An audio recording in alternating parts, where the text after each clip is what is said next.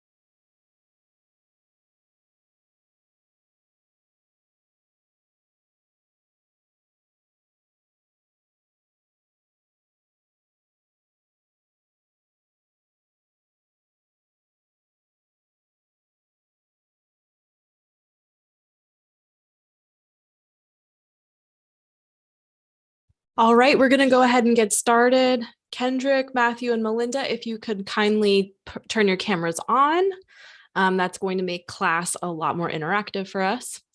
And I would like you in the chat to go ahead and answer the question that's on the screen. We're going to be finishing our stories today. So, what is the best ending to a story you have read? And in your opinion, what makes a great ending to a story? I'm going to give you 2 minutes on the clock. Please type this, make it a public message so everyone can see, and then I'll call on people.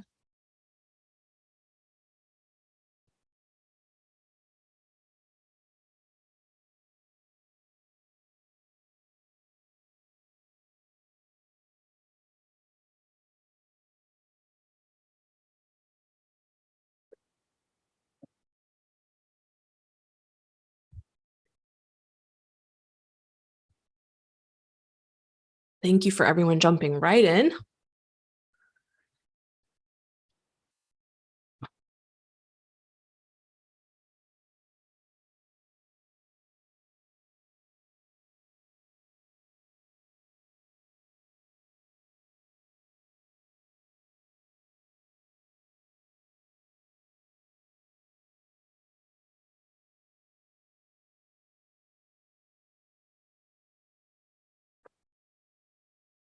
All right, thank you, Kendrick.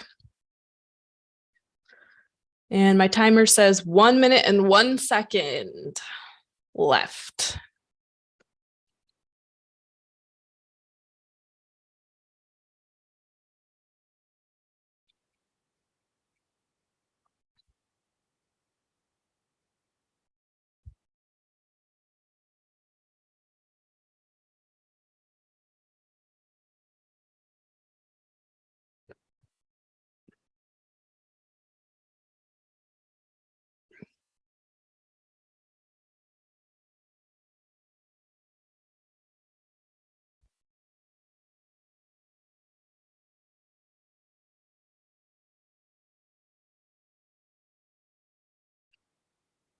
Okay, interesting, Matthew.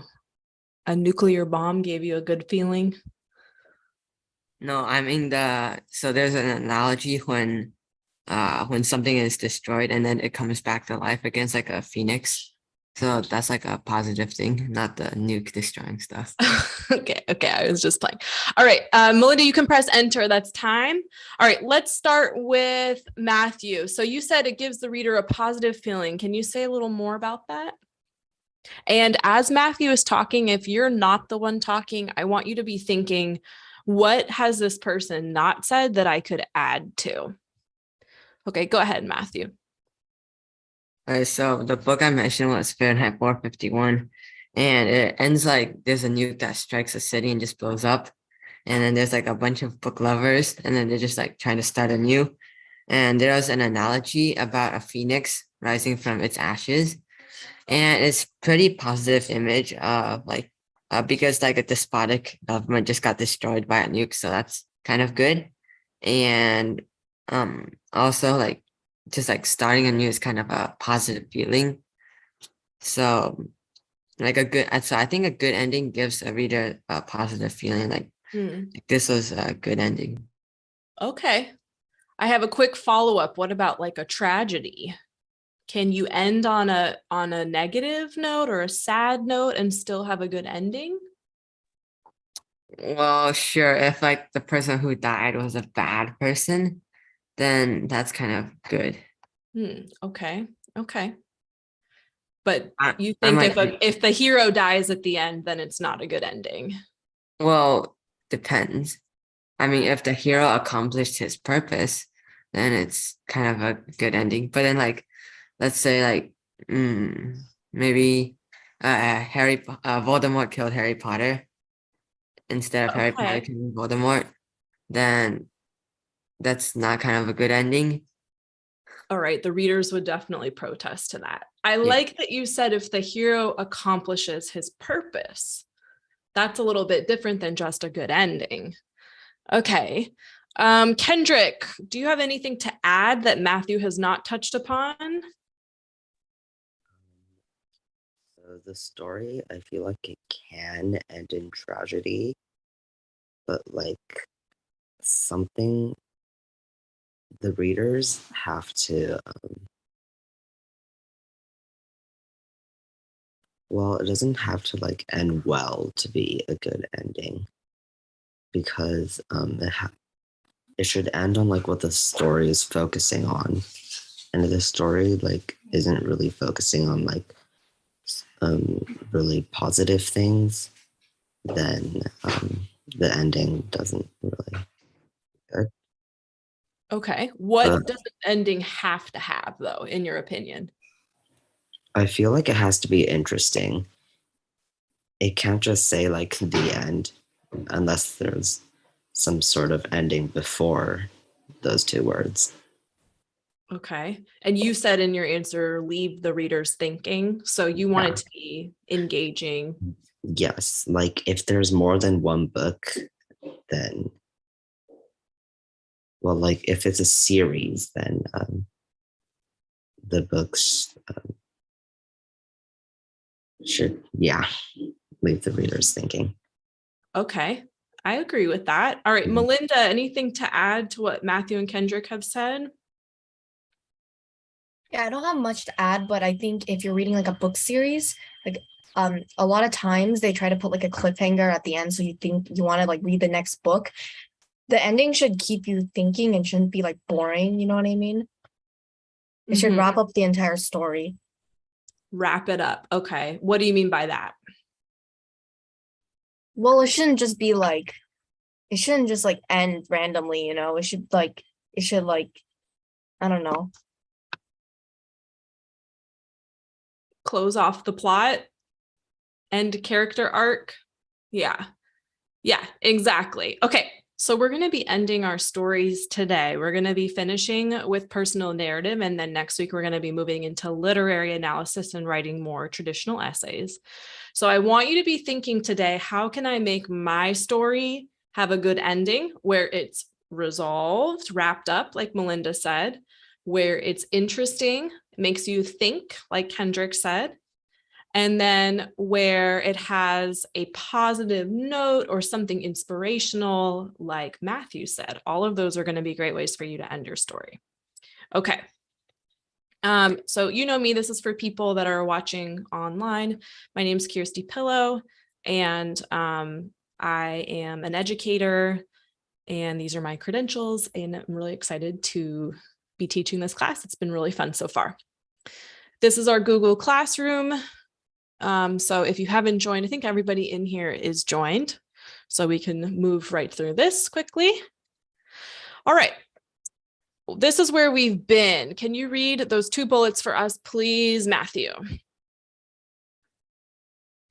Vivid sensory details, inner monologue, and dialogue to explode important moments. All right, those are the past two classes. And then let's take a look at some of the dialogue and inner monologue from last week.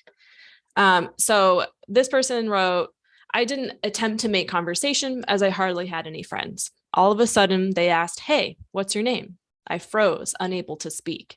Instead of responding, I ran. What else could I do? My tongue felt numb as if it were bound with chains. All right.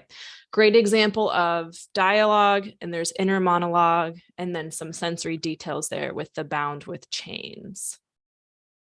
All right. This person wrote, did you cut the line? What? Of course not. He absolutely cut the line. But for him to try to lie about it and defend himself so hard was hilarious. People took the lunch line that seriously. My entire goal was just to get out of the war zone and eat in peace. But then another student backed him up and said, yep, he cut the line. We all saw it. Ugh. He started walking out of the line, defeated. All right. I like how this person added some inner dialogue. Their goal was to just get out of the war zone. Last person, nighttime equaled nightmare. Every single day at night, my rashes would intensify. I laid in bed like a dead man, covered in wet cloths that lost their cool within minutes. Day 3's night was the worst. My rashes swelled to cover my face, and I'm pretty sure I had a minor case of anaphylaxis, a life-threatening medical condition. When I breathed, my chest hurt. All the sounds I could make were incoherent phrases and All right. Very good examples. Today, we're going to focus on the hardest part of a story, which is what Kendrick was touching on, making it interesting. So we're going to use narrative techniques today to create rich endings through symbols and theme. Has anyone here ever written a story where they've intentionally put a symbol in? No? Does anyone know what a symbol is? You can come off mute if you know. I think it's like something that stands for something else. Okay. Anything to add, Melinda or Kendrick, for a symbol? Is it like something that, like an idea or belief or something? I don't really know. Or It's an something that, or something that like represents something? I don't know. Yeah, it's usually an object that represents an idea. And we'll look at that today in another short story and some themes of another story. And then I'm going to have you try and put an object in your story to represent an idea. So for example, let's just quickly go back to this one. The person that wrote this story, I won't say who they are, but he's sitting in this room right now. They could make a symbol out of the wet cloth and talk more about the wet cloth, for example, and that could become a symbol of relief from pain. They'd have to talk about it a little bit more and draw that out, but that could be an interesting way to make an object represent an idea. Okay, we're going to read this story called Gate A4 by Naomi Shihab Nye and look at some symbols and themes in this book, in this story. All right, Kendrick, you're going to read the first 3 paragraphs, and Melinda, you're going to read the last 3. Wandering around the Albuquerque airport terminal, after learning my flight had been delayed 4 hours, I heard an announcement. If anyone in the vicinity of Gate A4 understands any Arabic, please come to the gate immediately. Well, one pauses these days. Gate A4 was my own gate. I went there. An older woman in full traditional Palestinian. Palestinian embroidered dress, just like my grandma wore, was crumpled to the floor, wailing. Help, said the flight agent. Talk to her. What is her problem? We told her the flight was going to be late, and she did this. Go ahead, Melinda. I stooped to put my arm around the woman and spoke haltingly. Shudo shubidak habiti stani skue nymphalic shubit siwi. The minute she heard any words she knew, however poorly used, she stopped crying. She thought the flight had been canceled entirely. She needed to be in El Paso for major medical treatment the next day. I can't see. You can't see? Can anyone see that? Yeah, I can see. I see 2 lines. Okay, go ahead. I said, no, we're fine. You'll get Okay, there. I see it now. I said no, we're fine. You'll get there just later. Who's picking you up? Let's call him. All right. So I want you to think of these 2 questions, and you can just type your answer quickly in the chat. What information do we learn from this very short passage? This is the very beginning of this short story. And then how is this writing vivid? I'm going to give you 1 minute. You can type your answer in the chat. The reason why we're typing is because I want everyone to have their ideas first before we hear from other people.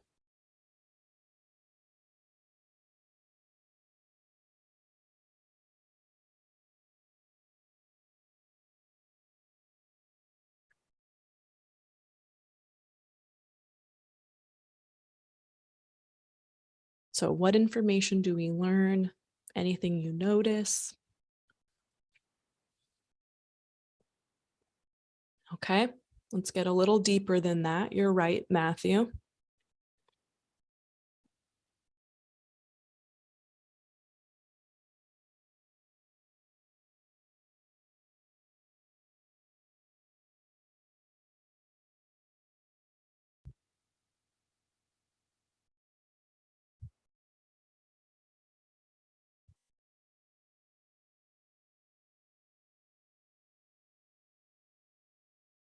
All right.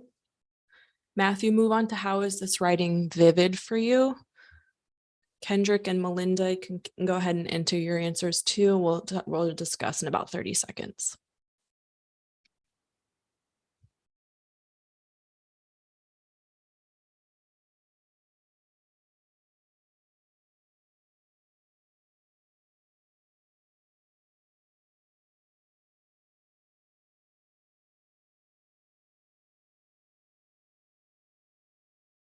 Good. Kendrick, move on to how is it vivid for you?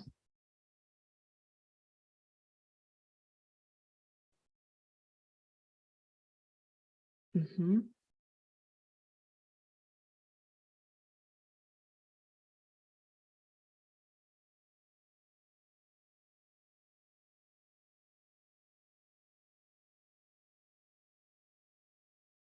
Yes, it's in Texas. Mm-hmm. All right, Melinda, just get your answer into the chat. Let's start with Kendrick.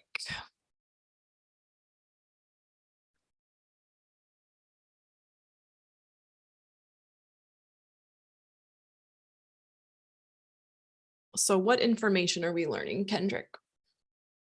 Oh, okay. So there's an Arabic woman and she has a medical emergency, and the surgery to get it fixed is in El Paso. And she thinks that her flight has been completely canceled. So she's really, really panicked. But the narrator, who like knows a bit of Arabic, even though he or she isn't really fluent, um, goes to help the woman and tells her that the flight has not been completely canceled. Good. And then why is it vivid, Matthew? I think it's vivid because it includes like emotions. Like there's a woman crying, and then there's also like this dialogue in Arabic. Well, not exactly dialogue, but like one-sided conversation. And there's also like some details about the older woman. Mm-hmm. Yeah, full traditional Palestinian embroidered dress. Does anyone know what that looks like? It's probably elaborate. She's in Albuquerque, New Mexico. Do people dress like that in Albuquerque? No. So this old woman's really kind of standing out. She's very different looking. She doesn't barely speak any English. And so she's really standing out. Did anyone understand what that line meant at the beginning of the second paragraph? Well, one pauses these days.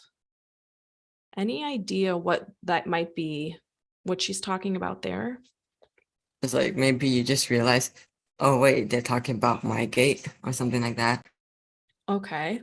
Anybody else have any idea?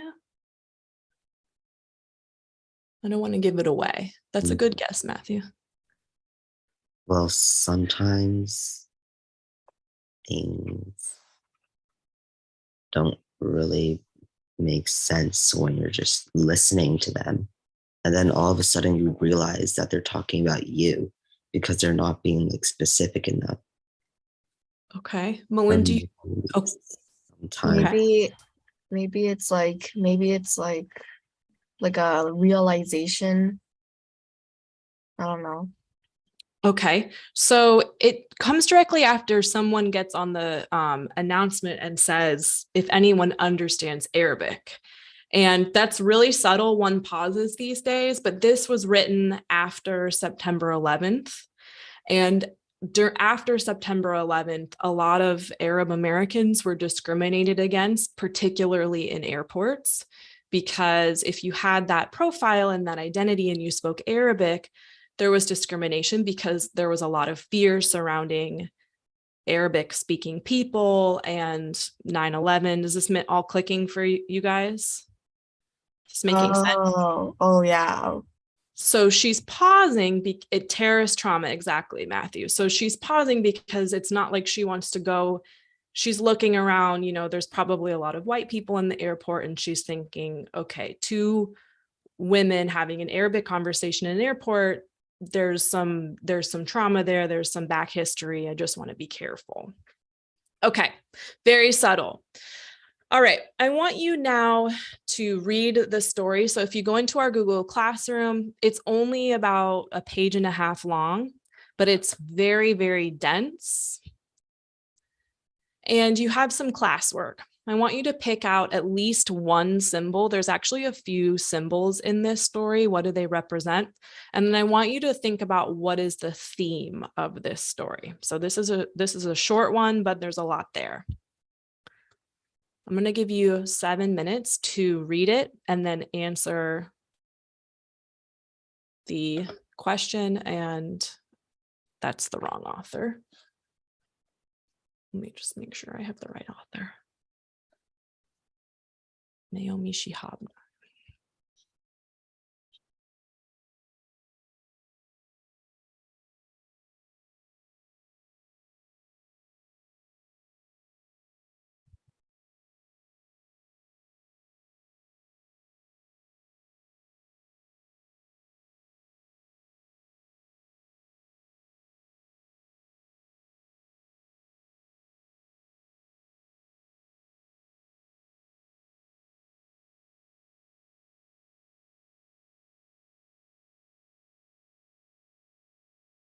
And of course, I'm going to be going to your classroom and looking at your responses. So make sure you have those open.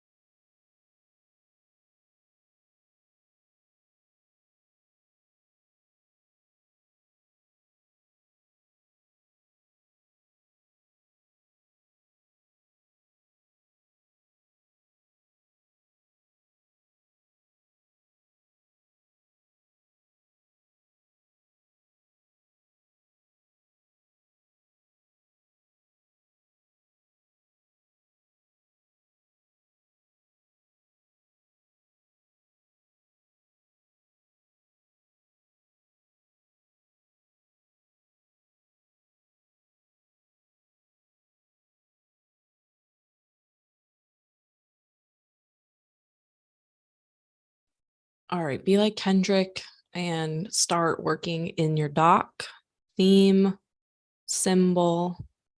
Nice work, Melinda. About 3 more minutes.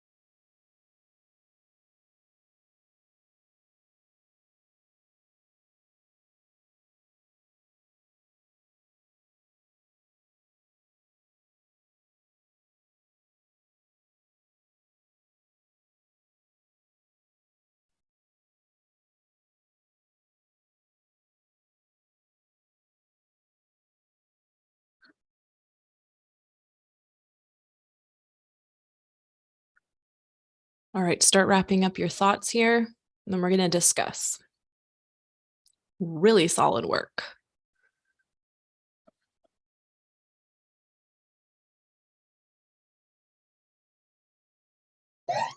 All right, go ahead and type in the chat a number out of 10, 1 being the worst story I've ever read, 10 being the best story I've ever read. How would you rate this very short story? Okay. Okay. I'd probably give it a 7 too. All right. Symbol. What was a symbol that you saw, Kendrick? The cookies, Okay, explain. What do they represent? unity and kindness, because everyone, no matter what race they were, even those like right after the 9/11 incident, and there's a lot of discrimination, they were smiling when they were offered the cookies. And Good. none of them turned it down either. Good. Okay. Any other symbols here? I see one more. You can just come off mute if you know. Maybe it's a green plant that it kind of represents like traditions. Yep, the plant kind of represents just- tradition. Very good. The other thing I wanted to point out about the cookie is this line right here. It was like a sacrament. Does anyone know what a sacrament is?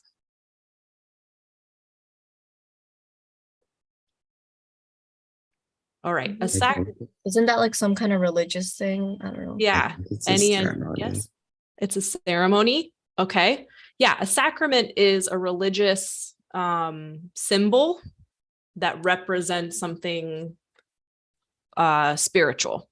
So, for example, it's in the Roman Catholic Church. You're right, Matthew.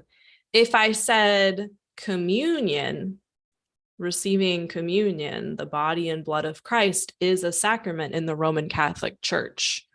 Does that spark any ideas for people about this cookie and what she's trying to say here? They have cookies and they have apple juice.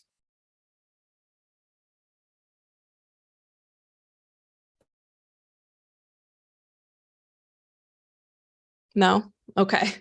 So that's kind of like the sacrament here is it's kind of like a communion they're having. The idea behind the body and blood is we all we ingest it as Christians, but I mean Christians ingest it and they remember the death of Christ, and it's like a communal thing that they're all doing together. Right, exactly. Wine and bread, apple juice and cookies. So how is this like, Kendrick kind of said it with the idea of unity, but how is this almost like a communion of sorts? Anyone can answer that. Because like no one refused the cookie, everyone took one. Exactly. And they're all, Arabic people have a particular religion, Islam, most of them. Whereas other people here, maybe not everyone here was Islamic. So it's kind of like a symbol of unity, like Kendrick was saying, almost like a religious sacrament that they went through. Okay. Theme of this story. Hold on. I want to see who's got a really good theme. Kendrick has a really good theme, but I already called on Kendrick. All right. Matthew wrote, the theme of this story is unity. You want to explain a little bit more? What about unity? Like they all get together and there's no hatred or mistrust between the people. So what do you think the author is trying to say about unity? That's your theme. Like just get along with other people. Yeah. Okay. Even though we're different, there's something we can all connect over. Yeah. Yeah. Melinda, you had a really interesting theme too. Yeah, so I thought like the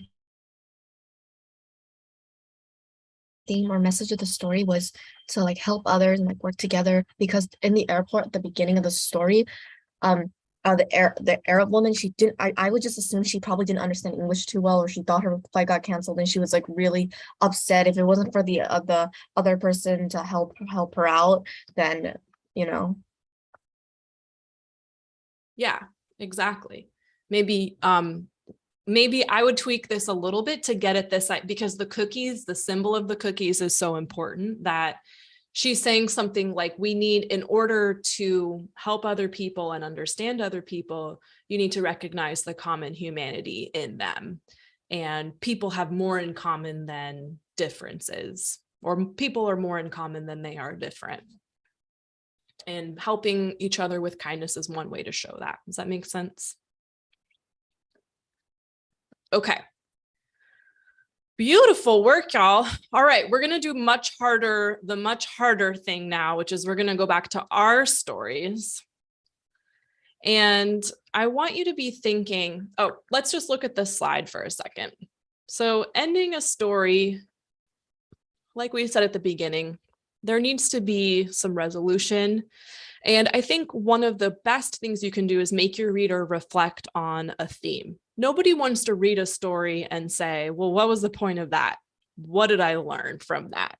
You want to feel like your writer is leading you toward some new understanding of life or the human condition or why people do what they do. So I think one way to really reflect on the theme is to use some inner thinking, inner monologue, because that's where your character, your main character, can start really talking about what they learned from their experience. Dialogue and imagery is another way to do it. And then I want to encourage you to use some symbolism. Try to think of an object in your story you might use as a symbol of something. And the way you do that is exactly what she did here. She talked about the cookies and the significance of the cookies, and you could figure out pretty quickly this was unity. They're all covered in the powdered sugar. Okay. I wanted to show you some endings here. So these are 3 stories we looked at. Just take a quick look at the endings here for the first 2, gate A4 and then 11.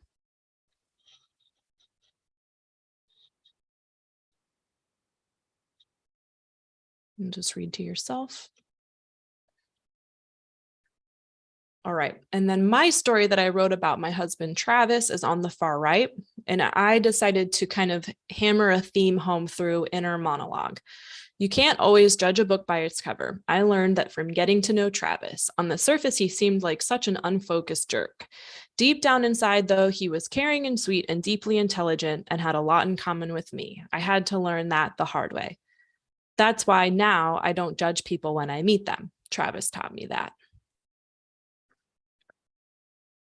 Okay.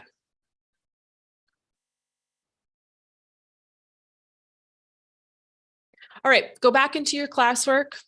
I want you to be thinking about your story and a potential symbol or multiple symbols. Probably easiest to do one, but if you feel extra special, you can try and do more than one. And then I want you to write, what is the theme or what is the lesson you want your reader to learn from your story?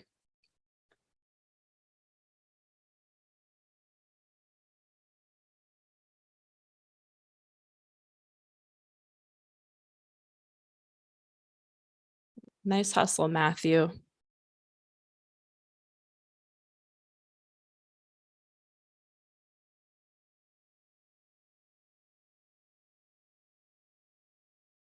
Sorry, I had to like go away for a second. What are we doing now? That's okay. You're now brainstorming a symbol and a theme for your story that you're writing. Okay.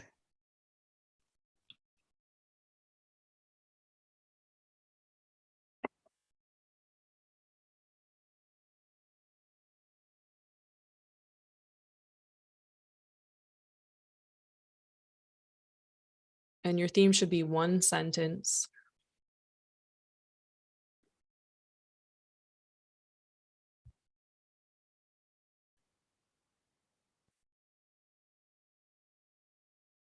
What do you want your reader to learn? If you're stuck with theme, be thinking, I want my reader to learn that. You can start with that stem.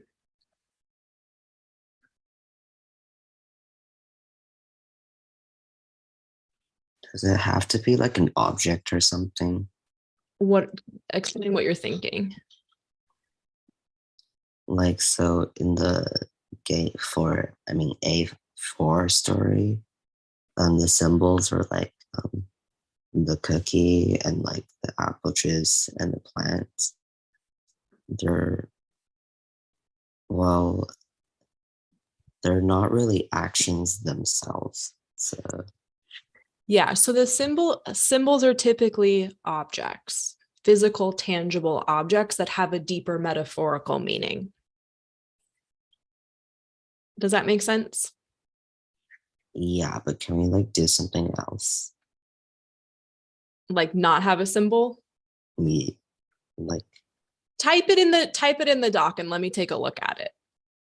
I mean, I don't really have an idea yet, but like, can you make like a different kind of symbol that's not an object? Yeah, if you sell it well, if you write it well, for sure. Okay. I'm not going to force you to do a particular thing. Matthew, you need a better theme than that.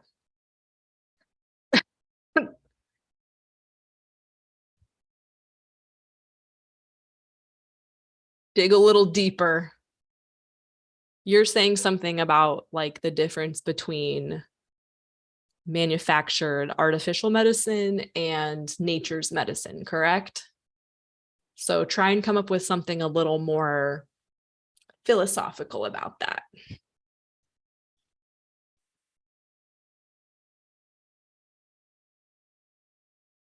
All right, Melinda, are you stuck on your theme / symbol? Mm-hmm.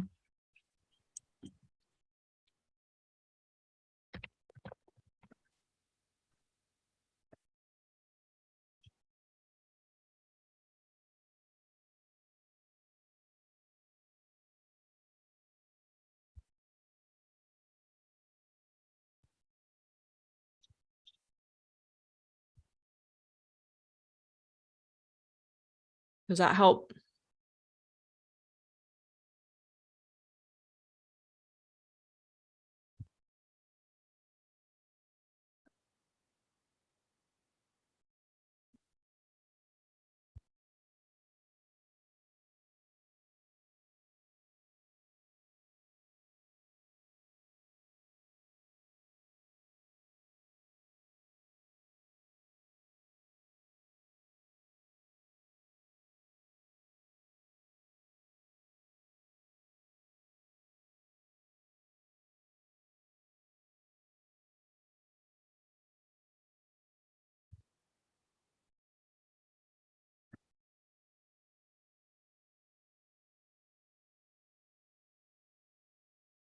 Okay, that's good, Melinda. What's physically going to represent that? Like,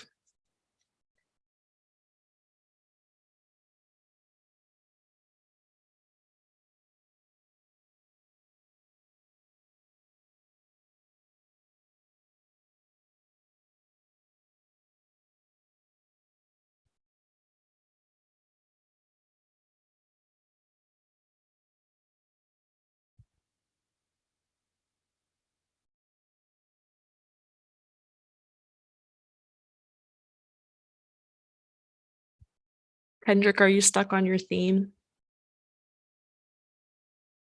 Yeah. Okay, I'm going to give you an idea here. Matthew, you seem like you're ready to go. Is that true? Kind of. Okay, so you did not say your theme here. You said nothing about this in your story, about the reason why. So you should definitely add that at the end. Yeah, I did edit that a little bit. I think that would be really interesting. And then for your symbols, you're going to need to sort of draw that distinction between the carrots versus the medicine a little bit harder so that the reader really picks up on that. Okay. You know what you're doing? Yeah. Okay. It might be kind of a nice reveal at the end of your story to say, well, you're probably wondering why this happened to me. And there is something I did. And then you can explain a little bit about that. That would be a nice little twist ending. All right, Kendrick, I'm going to help you with your theme.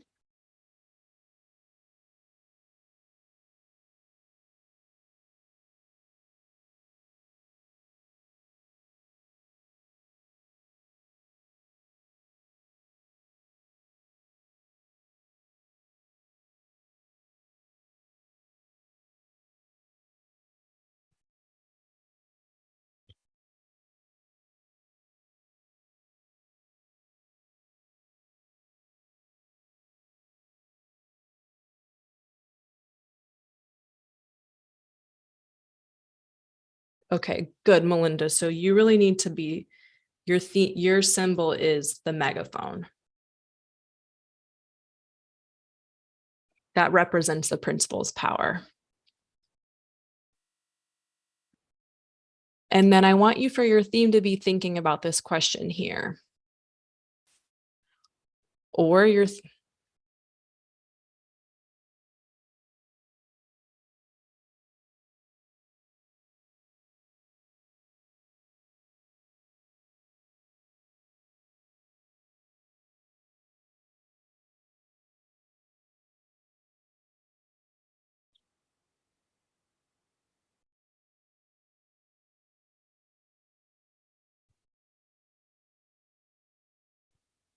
okay. Do you see where I'm going there, Melinda?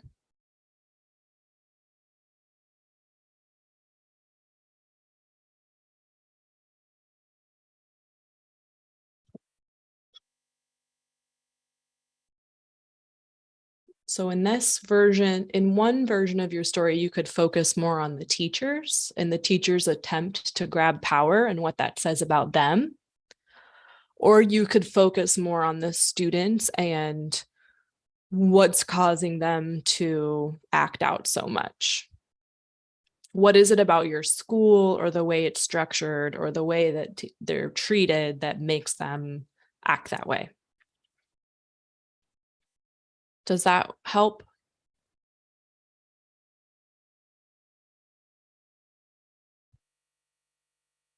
That was for you, Melinda.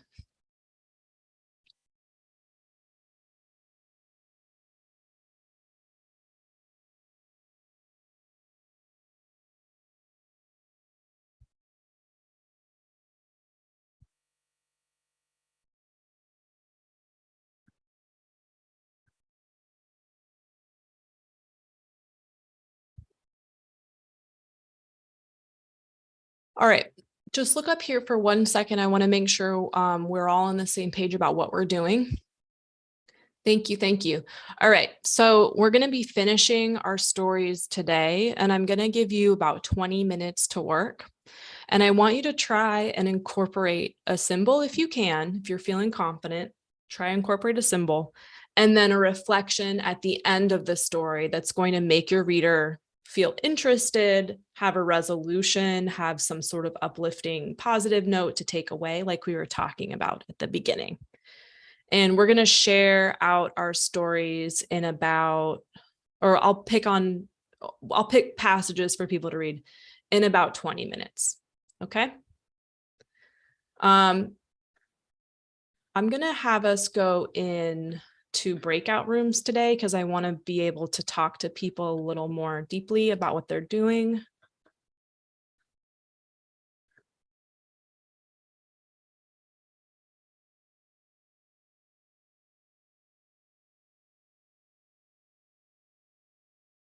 So go ahead to your room right now, and I will go there.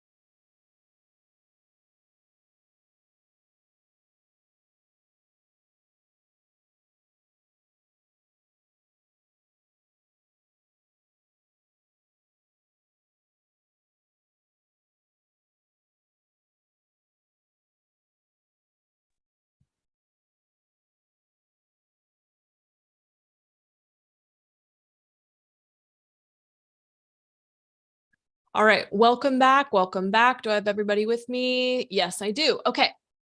I want you to take your theme or your symbol paragraph that you were working on and go ahead and copy and paste that into the chat so that other people can see your reflections. You can just do the last paragraph of your story if you want. Kendrick, you're still kind of working on yours, so you can just copy and paste your theme into the chat.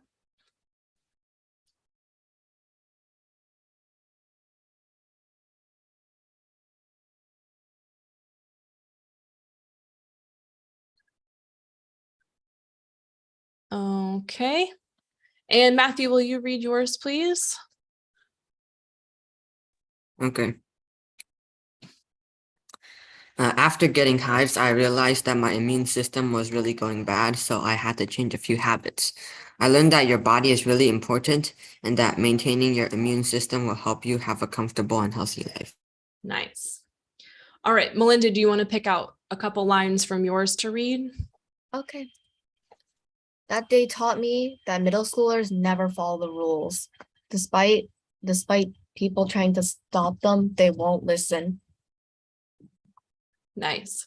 All right, and Kendrick, your theme that you're working on? The power of animals to bring humans together. Sometimes it takes a non-talking being to get people to come together in community. Excellent. Okay. All right, I want you just to look at the screen for a second. You're going to have something a little bit different today. I'm going to give you some feedback on your pieces. So for homework for next week, if you look here, let me make sure I go there. Your homework is a story that is a page long, very short. It's called The Pie. And I want you to read this, and you're going to answer these 3 questions.